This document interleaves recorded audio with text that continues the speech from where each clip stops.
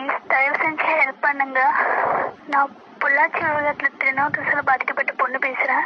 So எதனால் இதில் பேசுகிறேன்னா, நான் நிறைய இதில் நான் சொல்லிட்டேன். அந்த வீடு இருக்குது பார்த்தீங்களா, இது வரைக்கும் இந்த நியூஸில் வந்து இந்த மீடியா இதில் அதை வந்து சொன்னதில்லை. ஸோ அந்த உண்மை எனக்கு தெரியும். ஸோ என்னால் போய் சொல்ல முடியல எங்கே வெளியே. நான் என்ன தெரியாது, அதனால் நான் எல்லாருக்கும் இந்த நியூஸை சொல்கிறேன். ப்ளீஸ் தயவு செஞ்சு ஹெல்ப் பண்ணுங்க.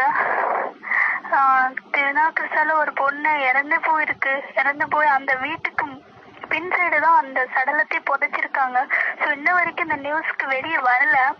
ஸோ தயவு செஞ்சு உங்களால் முடிஞ்ச அந்த நியூஸ் வெளியே அனுப்புங்க. திருநாவுக்கரசன் இல்லை, மொத்தம் அந்த கும்பல்லே மொத்தம் ஒரு 8-9 பேர் இருக்காங்க.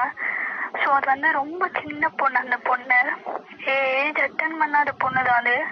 ஸோ அதை எப்படி சொன்னால் விடிய இது பண்ணுறதால விடிய பண்ணதால அந்த பொண்ணு இறந்து போயிடுச்சு. அந்த சமயம் வந்து நாங்கள் மொத்தம் ஒரு 4-5 பேர் அங்கே இருந்திருக்கோம். அந்த பொண்ணுங்கள அந்த பொண்ணை எங்ககிட்ட வந்து யார்கிட்ட வெளியே சொல்லக்கூடாது அப்படின்னு சொல்லி இது பண்ணாங்க. மொத்தம் நாங்கள் ஒரு 5-6 பேர் அங்கேருந்து தப்பிச்சு வந்திருக்கோம். அவனால அதில் பாதிக்கப்பட்ட பொண்ணு தான் நான் சொல்றது உண்மைதான், நம்புங்க. ஸோ இந்த வாய்ஸ் எப்படி அனுப்பணும்னு எனக்கு தெரியல. ஆனால் நீங்கள் இதை வந்து வேற எது மூலியமாவது எனக்கு ஹெல்ப் பண்ணுங்க ப்ளீஸ்.